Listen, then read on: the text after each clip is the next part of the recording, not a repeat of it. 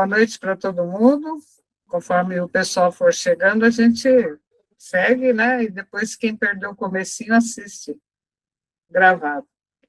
Então, a ideia aqui, né, do Rafael, pela agência Trianon, parceiro da Ecoméa, surgiu aí do propósito de a gente capacitar, levar conhecimento, porque em breve a gente terá um plantio coletivo. E nós aí observamos que algumas pessoas plantam intuitivamente, mas não conhecem a boa prática do plantio, a importância, né, dessa atividade. Então, o Rafael, voluntariamente, né, como é da área, se prontificou, né, a fazer essa aula para vocês, né? E espero que vocês tenham dúvidas e que perguntem. Vamos interagir aqui, tá bom, pessoal? Muito bem-vindos, viu? Boa noite, pessoal. Tudo bem com vocês? Então, a gente vai dar início a esse encontro online das boas práticas de plantio, né? Que está sendo realizado pela Colmeia e pela agência Trianon. Antes de mais nada, eu vou me apresentar um pouquinho para vocês. Eu sou educador ambiental, eu sou divulgador científico e socioambiental também, e fundei a agência Trianon, que faz comunicação para projetos sociais e tem o portal que vocês podem visitar depois.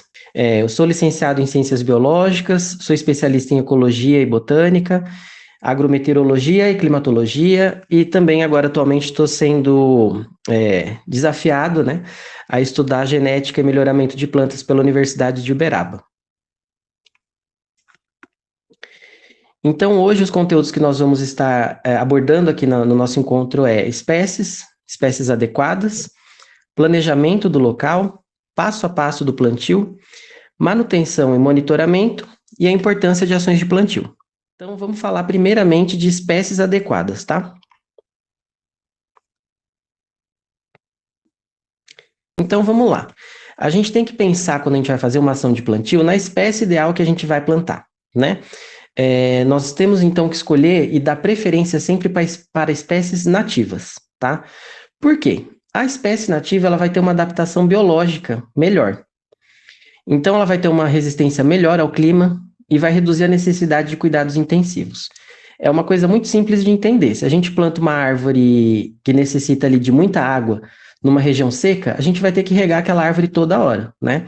Como a gente está na Mata Atlântica e a Mata Atlântica é muito úmida, né? Então a gente vai dar ali a preferência para uma espécie nativa que não vai se incomodar também com a umidade do local, tá? Porque isso também pode acontecer. Outro ponto bem importante também para a gente dar preferência para a escolha de espécies nativas é a preservação da fauna, tá? Por quê? Uma árvore nativa ela vai oferecer alimentos para aquela fauna daquela região. Então, de acordo com aquela região, a gente tem que escolher a árvore, né? Para não ser uma espécie invasora, tá? Que eu vou falar mais para frente. E também vai servir ali de abrigo para a avifauna local, né? A fauna das aves. E vai também ajudar os polinizadores locais, tá? E o mais importante, eu acho que além de tudo, desses dois tópicos, da gente dar preferência para espécies nativas, é o equilíbrio ambiental. Uma coisa que acontece muito no paisagismo urbano é a escolha de árvores exóticas ou invasoras. Elas podem ser lindas, gente, mas ela vai causar um malefício ali para o ecossistema local muito grande. A gente às vezes não imagina o quão danoso é plantar uma árvore exótica ou de outro país ou de outra região até, num ecossistema que não é apropriado para ela, tá? Então, ali o equilíbrio ambiental, né? Reduz o risco e a invasão biológica comum em espécies exóticas. Vou dar um exemplo para vocês. Aqui em São Bernardo, não sei se todo mundo é daqui de São Bernardo, a gente tem muita leucena, que é uma árvore muito difundida aqui em São Paulo para reflorestamento. Só que ela é um baita problema ambiental, porque ela causa um problema no solo que chama lelopatia. Então, ela inibe que outras árvores e outras plantas nativas nasçam naquele terreno ali que ela está plantada, tá? Então, por isso que a gente tem que dar a preferência sempre por espécies nativas, tá? E agora vamos falar um pouquinho das espécies nativas de Mata Atlântica, tá? Quais que seriam as ideais aí e o que elas fazem de bom, né? No ecossistema que a gente está trabalhando, que é a Mata Atlântica, tá? O ipê amarelo, ele é muito utilizado em ações de reflorestamento urbano, na Grande São Paulo em geral, e na região de Mata Atlântica até ali no Paraná, tá? É uma arborização, é um projeto de arborização, perdão, muito bonita, né? Ela produz flores ao longo do ano aí, e em áreas degradadas ela se dá muito bem, é uma árvore que necessita pouca manutenção e não fica tão alta, tá? Mais para frente a gente vai falar sobre isso também. Quaresmeira é bastante plantada em parques e ruas. Vocês provavelmente já devem ter visto algumas aqui na região ali do Parque Rafael Lazuri. É uma árvore que fica bem alta, tá? Pitangueira, ela normalmente atrai polinizadores, além de produzir frutos, né? Araçá, que também é frequentemente usado em projetos de reflorestamento. Paineira, que é uma árvore grande e forte também. Só que essa eu vou falar, a gente tem que plantar se a gente tiver espaço, tá? Porque a raiz dela normalmente cresce muito para fora ali da terra. Então, numa calçada, ela já não é o mais indicado. Aroeira pimenteira. A aroeira pimenteira ela é muito utilizada em recuperação ambiental. É uma árvore comumente doada por viveiros municipais para a gente fazer reflorestamento, tá? A embaúba também é uma espécie muito boa para a gente plantar, se a gente conseguir doação, se a gente tiver a muda dela, e está escrito ali, né, para vocês, ó, ela favorece a sucessão ecológica, né? O que é a sucessão ecológica?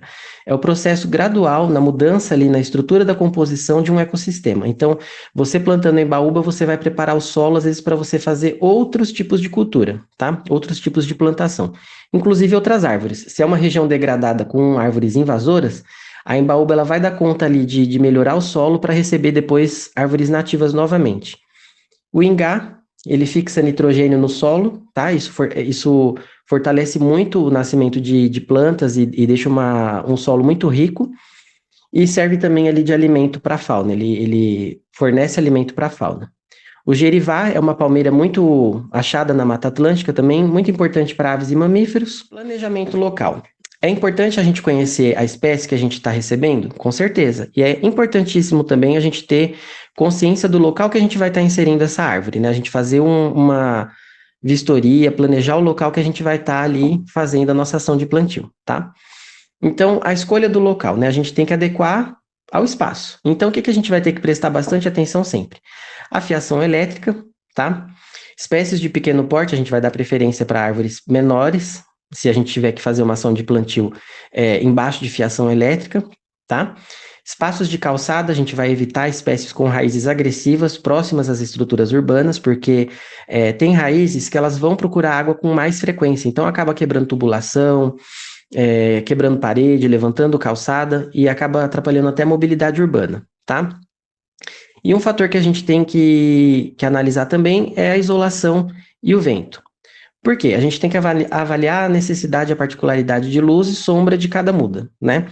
Tem muda que vai precisar de mais sombra. Normalmente, pessoal, a floresta ela trabalha com muita sombra, tá? Então, árvores têm menos problema com isso. Mas se a gente estiver falando de uma região ali totalmente descampada, que recebe muito sol, isso também pode atrapalhar a nossa muda, tá? Em locais de fiação elétrica baixa, evitar espécies que na sua fase adulta cheguem a mais de 10 metros. E como que a gente vai saber isso, né? A gente vai saber ali, sabendo a espécie que a gente está plantando. Você faz uma busca rápida, hoje em dia tem muita informação na internet, né? Então a gente consegue saber que se a muda que a gente está recebendo, ela chega ali a mais de 10 metros, tá? E por que isso é importante? Porque aí a gente evita uma poda drástica, tá? E no futuro isso pode prejudicar a árvore, acaba prejudicando a fauna que faz uso daquela árvore ali, e às vezes até o motivo da morte da árvore, tá? Quem é de São Bernardo sabe que às vezes acontecem algumas podas aqui que, agora menos, né? Menos frequente nos últimos anos, mas um tempo atrás as podas eram totalmente erradas, né? E aí a fauna perde totalmente o local de moradia dela, né? E espécies com raízes profundas, tá? Espécies pivotantes tendem a causar menos dano ao pavimento, tá? O que seria uma raiz pivotante? Essa daqui que eu estou circulando, ó. Uma raiz pivotante é como essas duas aqui, ó. Elas normalmente crescem muito para baixo, podem chegar até mais de 17 metros, algumas espécies, por exemplo, da caatinga, chegam a 17 metros, tá?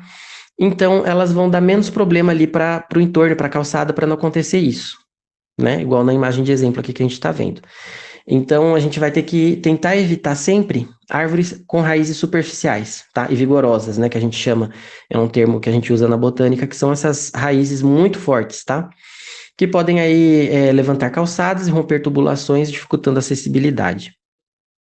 Então, qual que é o indicado? Antes de realizar uma ação de plantio em vias públicas, é importante consultar órgãos e concessionárias responsáveis pelas infraestruturas subterrâneas, aéreas, caso você não tenha conhecimento do local. É sempre importante, então, se você não conhece o lugar, ou você conversar com esse pessoal antes, ou então você ter ali o acompanhamento de moradores da região que você vai fazer essa ação de plantio, tá? Porque assim, dessa forma, você evita futuros desgastes, né? Então, vamos agora para a parte mais importante, né? O passo a passo do plantio. Não sei quantos de vocês estavam na última ação de plantio, né? A gente, naquela ocasião, a gente plantou 2 espécies que são bem bacanas aí que a gente mencionou agora há pouco, que foi ipê e aroeira pimenteira, tá? Então vamos lá, o preparo dos berços, tá? Tecnicamente a gente chama normalmente de cova, mas cova é um nome feio, né? Normalmente a gente associa isso à morte, né? Então a gente prefere chamar de berço, tá? Quais são as dimensões ideais do berço? Normalmente a gente vai garantir ali um espaço generoso para que as raízes consigam penetrar no solo, tá? E sem restrição física. A gente tem que ter a ideia, né, de que a raiz ela é uma coisinha frágil, né? Se ela encontra uma barreira muito resistente ali, ela acaba não desenvolvendo e não enraizando. E uma árvore grande como essas que são as nativas, elas vão precisar de uma raiz forte, tá? Então, qual que seria o ideal? Por que eu falo ideal, pessoal? Porque nem sempre a gente consegue abrir isso, tá? O maquinário mesmo que a gente tem, se eu não me engano, abre um pouco menor que isso, mas já é suficiente porque as mudas são bem pequenininhas, tá? Então, a gente está falando aí de 60 por 60 por 60 centímetros, tá? Para garantir volume suficiente de solo fofo ao redor da planta. Ponto importante também, a gente vai separar as camadas. A gente vai guardar os primeiros 20 centímetros de solo superficial para a mistura rica de preenchimento. Então, depois que a gente colocar a muda, a gente volta essa terra, tá? A terra mais superficial, ela costuma ser mais rica em nutrientes, tá? Porque ela recebeu ali animais mortos, micro-organismos, folhas em decomposição, então isso acaba deixando a terra ali superficial mais rica, tá? E descompactação. Antes da gente colocar a muda, a gente vai afofar as paredes, justamente por conta do que eu falei, para ela não encontrar uma barreira sólida ali, tá? Então a gente afofa as paredes das covas para as raízes não encontrarem uma barreira impenetrável. Então, abrindo os berços aí, né? O primeiro passo é marcar o local conforme espaçamento triangular, né? E nessa imagem de exemplo aqui, a gente colocou 2 metros de distância de cada muda. Por quê? A gente, quando planta, a gente torce para que todas vinguem, né? Mas a gente não consegue ter uma certeza absoluta de que todas vão crescer e ficar adultas, né? Mas se todas elas crescerem e chegarem na fase adulta, imagina só elas competindo por espaço, né? E as plantas, elas vão precisar recorrer aos nutrientes que tem no solo, a água que tem no solo, né? Se elas estiverem muito próximas umas das outras, acaba que elas vão ficar competindo por esses nutrientes e não vão se desenvolver. Ou não chegam na fase adulta ou ficam com um tamanho mediano, tá? Segundo passo, a gente vai abrir os berços na medida que eu comentei com vocês, né? Que é o ideal. E profundidade também, tá com bastante profundidade. Terceiro passo, a gente vai separar a terra da superfície da terra de baixo. Falei para vocês já, né, por conta dos nutrientes, né, que tem na terra mais superficial. E deixar a terra da superfície, que é mais fértil, separada, tá? Depois a gente vai remover aquele fundo do berço, tá? Que chega normalmente com a muda, para facilitar o enraizamento, e a gente coloca. Então, hora de plantar, né? A gente vai retirar a muda do recipiente com cuidado, mantendo o torrão firme, tá? Pode acontecer a seguinte situação, gente. Às vezes tem alguns viveiros que, na expectativa de que essa muda chegue viva no local de destino, eles fazem um torrão tão firme que fica argiloso, tá? É uma argila. Então, quando acontece isso, o ideal é a gente lavar, tá? Para a raiz conseguir respirar quando a gente fazer o plantio. Nem sempre é necessário. Se tiver mais seco, vai facilitar um pouco para a árvore conseguir se hidratar depois, tá? Então, a gente vai manter ali o torrão, né? Se não acontecer essa situação que a gente falou. E aí sim, a gente vai posicionar a muda no berço, com o colo, que é o início do caule, tá? No nível do solo. E com a planta já no nível do solo, a gente vai voltar aquela terra que a gente reservou para dentro do berço, tá? E completar o berço com a terra e a gente vai pressionar ao redor da muda para fixar, tá? Por que é importante, eu vou falar mais para frente um pouquinho de novo sobre isso, por que é importante a gente manter o início ali, né, do colo da árvore para fora do solo, o caule? Porque o caule pode apodrecer, tá? Se ele ficar abaixo do nível da terra e receber muita água, tá? São estruturas diferentes, é uma estrutura que ela foi feita para estar para fora da terra. Se a gente enterra isso, acaba que a gente ali vai sufocar a nossa árvore, tá? Bom, então agora vamos falar da estabilização inicial, que é uma coisa muito importante, né? Quem gosta de plantar em casa já está acostumado com isso, né? Colocar aquele famoso palitinho de churrasco, né? Ou então, se for uma planta grande, já coloca um cabo de vassoura para sustentar ali a planta que está recém replantada, né? Sim. Então, a gente vai dar um suporte inicial ali para a planta, que é fundamental, tá? O tutoramento firme, o que que a gente vai fazer? A gente vai utilizar uma estaca de madeira resistente inserida fora do torrão, tá? E amarrar a muda ao tutor ali. E aí, o que que é importante? A gente não amarrar com força, tá, pessoal? Por quê? A árvore ela vai crescer, só que ela vai crescer machucada. Então, a gente não precisa amarrar com força. Vamos supor que o tronco da árvore está aqui e o suporte está aqui, eu posso amarrar e deixar a árvore solta, tá? As duas vão dar um suporte para a outra. Só em caso de ter uma ventania ou alguma coisa trombar com essa árvore, ela não caia, ela não tenha um tombamento. Mas ela vai ficar firme e sem ficar machucada, tá? Se você amarrar muito forte aquilo ali num tutor. E aí, agora uma coisa que é importante a gente falar, que é a irrigação por saturação. O que que acontece? Quando a gente planta, é importante a gente aplicar água. Essa quantidade aqui de 10 a 15 litros de água, isso é se você estiver plantando num lugar que é uma terra nova, um sítio, tá? Que a terra não vê água ali faz tempo, tá? Como a gente faz normalmente as nossas ações de plantio em locais públicos, ali já sofre com o pessoal, né, moradores, molhando com o solo ali com mangueira, chuva, né? Então a gente não necessita colocar de 10 a 15 litros, mas um pouco é necessário. Por quê? Sempre que você coloca a terra, ela vai estar fofa. Então, quando você molha, aquela terra assenta e deixa a raiz mais firme, tá? A muda mais firme. Então, essa rega não apenas hidrata, mas assenta o solo ao redor das raízes. Isso, então, também é bem importante, tá? Manutenção e acompanhamento.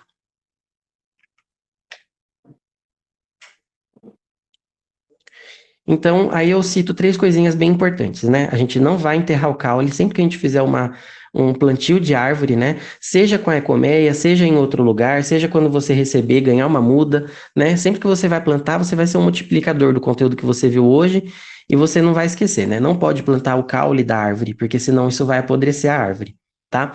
Então, o colo deve sempre ficar ali alinhado. Acabou a mudinha, acabou ali a raiz, começou o caule, aquilo ali fica para fora da terra, tá? Proteger a muda. Proteger contra animais e pisoteios. As mudas, por exemplo, que a gente plantou na última ação de plantio, elas tinham entre 1,50 e 1,75, né? Dependendo da muda. Já é uma muda visível, né? Quando a gente faz um plantio com uma muda muito pequenininha, que tem menos aí de 40 centímetros, o que a gente acontece? A gente vai fazer um cercadinho. Normalmente o pessoal faz até com pallet, né? Para reciclar também a madeira, né? Para proteger contra animais e pisoteio, tá? Às vezes a pessoa não está prestando atenção no caminho, né? E às vezes acaba pisando numa muda e ela acaba morrendo, tá? Então é importante a gente sinalizar, né? Se não tiver condição de fazer um cercadinho para cada muda, porque é difícil, a gente pelo menos sinaliza ali que tem mudas na região, tá? E cuidar da muda nos primeiros meses, né? A gente não pode pensar que um plantio é só a gente ir lá plantar e acabou. A gente está adotando aquela árvore para a gente cuidar, né? Então é importante a gente acompanhar o crescimento, fazer cuidados necessários aí ao longo do primeiro ano, pelo menos, tá? Uma visita aí mensal, pelo menos, dependendo do local. Importância das ações de plantio. O impacto anual, né? Uma única árvore adulta pode absorver cerca de 22 quilos de CO2 por ano na atmosfera, aproximadamente, tá? Uma árvore adulta. Então, olha a diferença que isso faz, né? Hoje em dia tem muito difundido aquela cultura de que uma árvore ou a Amazônia produz o oxigênio do mundo, né? Na verdade, não. O que produz mesmo o oxigênio do mundo são as algas marinhas, né? Porém, não deixa de ser importante ter uma vital importância. Afinal de contas, a gente está falando do nosso ecossistema, né? É o lugar que a gente vive. Às vezes você pensa, nossa, já tem tanta árvore na minha região, vale a pena fazer uma ação de plantio? Vale sim, porque quando a gente planta uma árvore, a gente está mudando o clima daquela região e, inclusive, proporcionando o nascimento de água no solo, né? Para a gente não ter depois uma região árida, né? A redução de temperatura, a sombra de uma árvore somada à evapotranspiração, que é o processo pela qual a água é evaporada do solo e transpira pela planta, pode reduzir a temperatura no ar urbano de 2 a 8 graus, aproximadamente também. Isso, às vezes o pessoal acha, né, que meio ambiente é só meio ambiente, mas não é, também envolve economia, né? economia de energia, a presença estratégica de árvores ao redor de edifícios, né, reduz a necessidade de ar-condicionado em até 30%. E economiza de 20% a 50% de energia usada para aquecimento ou resfriamento, né? Quem tem árvore em casa sabe, né? Como muda o clima do lugar, né? E o que é mais conhecido, né? A saúde respiratória, a filtragem do ar. Árvores urbanas, elas têm uma capacidade de mudar o ar da região que tem muito trânsito, né? Por isso que, às vezes, em vias públicas, o poder público tem o costume de plantar, né? Porque isso muda também, só para vocês verem esses dados aqui, né? 150 quilos de poluição particulada, o PM2,5, que é emitido por veículos por ano, é a capacidade de uma árvore. Dependendo da árvore, dependendo do local, ela pode absorver até isso daqui de poluição de veículos, tá? Reduzindo a incidência de doenças respiratórias crônicas, tá? E quando a gente fala de plantio de árvores, a gente está falando também de microclima, que é um assunto que vocês vão ouvir cada vez mais. A gente tem o El Niño esse ano ainda, né? E isso é de vital importância, né? Pensar no clima, pensar no microclima do futuro é entender que as cidades estão se tornando verdadeiras panelas de pressão térmica. O avanço da urbanização somado ao aquecimento global cria um cenário onde o plantio de árvores deixa de ser uma ação de zeladoria urbana e passa a ser uma estratégia de segurança pública e sobrevivência. Então, é por isso que eu estou falando para vocês que é tão importante a gente preservar as árvores que a gente já tem e plantar árvores novas, né? Porque realmente, assim, o El Niño, ele é um fenômeno global, por exemplo, ele afeta todo o hemisfério sul e até o hemisfério norte. Só que a gente não pode deixar de entender o microclima da nossa cidade, da nossa região metropolitana, né? E preservar o nosso ecossistema, porque a gente preservando o nosso ecossistema, a gente às vezes evita de entrar ou ter uma tragédia tão forte quanto outras regiões que não têm uma arborização forte aí, tá? Para quem quiser printar, depois quiser ler mais um pouco, são as referências utilizadas para desenvolver esse material, tá? E convido vocês para estarem presentes nas próximas ações de plantio que nós vamos realizar aí, eu acho que em setembro, a Elaine vai falar um pouquinho. E vamos juntos plantar o futuro, pessoal. Obrigado pela participação de vocês. Espero que vocês tenham gostado. É isso aí, Rafael. Muito bom, obrigada. E a gente está elaborando, estamos nos organizando, né? Para um plantio em setembro, lá no Pós-Baus, que pediram para a gente várias vezes, né? De ter um plantio lá. E vai dar tudo certo. O pessoal aqui está engajado também. Precisamos de mãos, porque nós pedimos 200 mudas. Então, precisaremos de muitas mãos aí, né? Com certeza. Se alguém tiver alguma pergunta para o Rafael, já é o momento aí, pessoal. Pessoal, pode mandar por mensagem aqui, ó, escrito no chat. Agradeço as palminhas, obrigado, viu? E a gente está agora disponível para ouvir vocês um pouquinho também. Olha, Diogo, treinamento prático não tem muito não, viu? Não tem muito mistério, na verdade. O importante da gente fazer um bate-papo desse aqui é para tirar algumas dúvidas básicas, né? Porque às vezes a gente nunca participa e às vezes a gente acaba cometendo um errinho ou outro, bobo, mas no geral é pôr a mão na massa. Perguntaram aqui, o Fernando perguntou, fiquei curioso para saber como é o trabalho de melhoramento genético de plantas. Olha, é o tema das minhas pesquisas, né? É o tema do meu mestrado também. A gente tenta normalmente trabalhar em conjunto aí, né? Na seleção de árvores mais resistentes, né? De indivíduos mais resistentes, provando uma superioridade genética nelas, né? E trabalhando ali com bioinsumos para fortalecer, porque às vezes a gente trabalha com árvores que não têm um enraizamento tão bom ou o solo está meio difícil, né? A gente vai trabalhar ali com esses bioinsumos, vamos selecionar as plantas que são mais superiores, a gente pode às vezes modificar a genética dela também, né? E aí a gente vai trabalhar com as sementes, né? E aí, normalmente, a gente consegue fazer esse melhoramento, justamente para conseguir combater a invasão de espécies exóticas, né? Ou então de solo degradado, né? Nós que agradecemos a presença, viu, pessoal? Pode falar, Mari. Achei melhor perguntar verbalmente do que escrever. Claro. Eu nunca participei, é a primeira vez e eu gostaria muito de participar. Como vai ser para após a, a balsa, né? O plantio vai ser lá? Tem algum esquema da gente se ir juntos? Eu não conheço o caminho, não conheço absolutamente nada. Enfim, essa é uma pergunta, tenho outra também depois. Pode falar. Posso falar as duas? Então tá bom. Pode, pode. Eu entendi sobre o cuidado que a gente tem que ter de não ter algo limitando a raiz ali, né? De ter um espaço Uhum. para ela poder crescer. E eu vi em postagens aí, não sei até onde é válido ou não, Uhum. que junto de uma árvore, quando você planta ela já está, na verdade, numa altura mais resistente, não está numa muda. Sim. Colocar um tipo de um cano do lado, com furinhos, né? Uhum. Para irrigar mais profundamente a água. Uhum. Então, você deixa esse cano com pedras, para ele não entupir, né?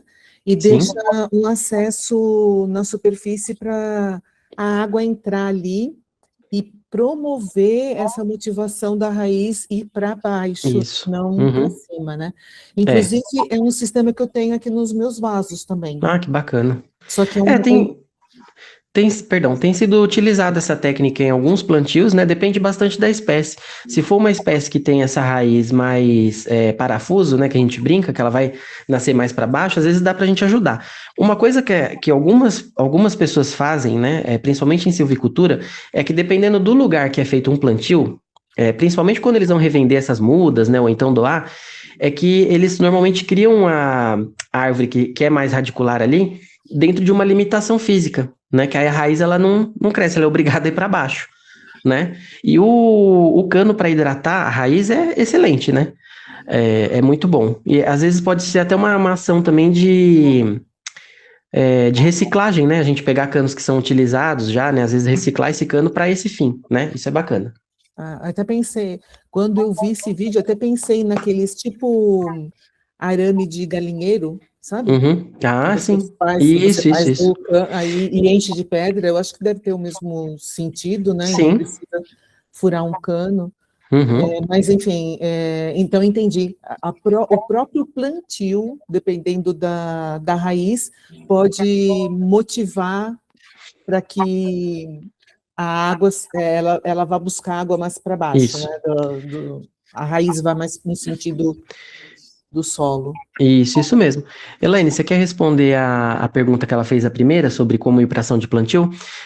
O Diego mandou uma dúvida também falando sobre o local do plantio, né? Eu acredito que vai ser no pós-balsa. Isso. Então, a ideia, Mari, é que as pessoas que não estão lá no grupo, né, o Movimento Ecoméia, entrem, porque o pessoal costuma combinar carona. Então, se a pessoa vai sozinha, já cabem 4 no carro, né, com ela. É uma forma aí de ajudar, porque é bem fora de mão mesmo, para ir lá, né? Depende de ônibus, de balsa, tudo mais, e até para chegar lá, né? É um pouco longe.